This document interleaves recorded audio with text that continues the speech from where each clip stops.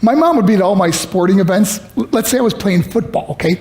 My mother would be on the sidelines, and if the play on the field started going one way, my mother would run along like, Mark, get him, get him. I'd be like, oh my gosh.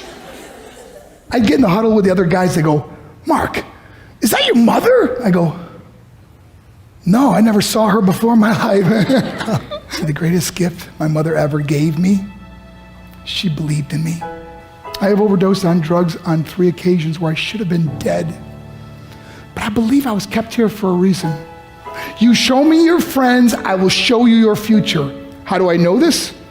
I hung out with losers, and I became the biggest loser of them all because I gave up everything I dreamt about as a little boy because of who I chose to surround myself with. My friends would drive me home at 2, 3, 4 in the morning. We'd be drunk and high, laughing in the car.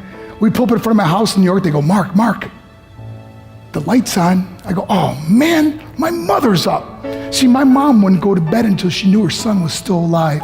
I'd walk in, she'd say, hi, Mark, how was your night? I go, it was good, Mom, I'm just gonna go to bed. She goes, can I talk to you for a minute? I go, Mom, I'm tired, I'm just gonna go to bed. She goes, Mark, I haven't seen you all day and all night. Can I please talk to you? I said, man, just leave me alone. You bug me. I'd slam my bedroom door on the one person who believed in me.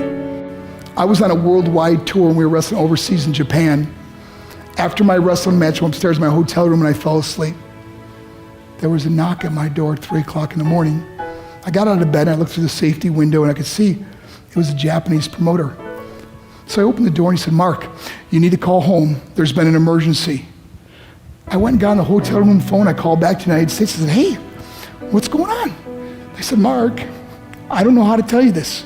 I said, just tell me what happened. All of a sudden they started crying. They go, Mark, I can't tell you. I said, just say it. They said, Mark, your mother died. I just threw the phone down. I ran out of my hotel room. I took the elevator to the lobby, and when the doors opened up, I just ran out into the street. I mean, there was no cars, there was no people. It was 3 o'clock in the morning. And I walked down the middle of a street in Hiroshima, Japan, and I remember looking up and just saying, Mom, I am so sorry. I flew home for her funeral, and I was so nervous to walk up to her casket, so I just stood way in the back. And I kept looking from a distance. I kept thinking to myself, Mom, please wake up. Please get up. And then I finally got the nerve to walk up to her. And as I got closer, I could see my mom for the first time. I mean, she was so beautiful. She was dressed in white. I mean, she looked like an angel. And I just stood over and I said, Mom, you are my hero. Everything I am, everything I hope to be was because of you. You loved me so much. You gave me a life. You're the only one that ever believed in me.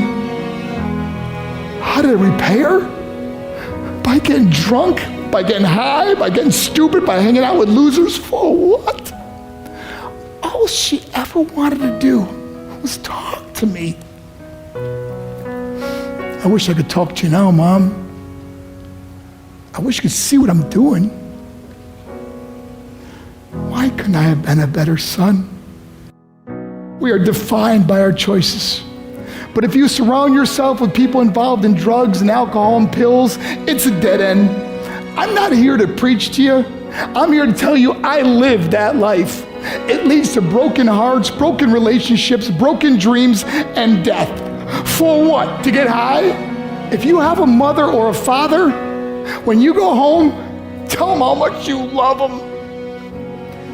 See, my whole life was about being rich and famous. I had to be a millionaire. I had to win the race. I had to win the race at the expense of my marriage, my family, my friends. For what? To be all alone in the world? I learned what is truly important, and that is how precious this gift of life is, and our families, and how quickly it can be taken away. See, I no longer live in time. I live in moments. See, it's not what's in your pocket that matters. It's what's in your heart that truly matters. Love Love is just a word until somebody comes along and gives it meaning. You're the meaning.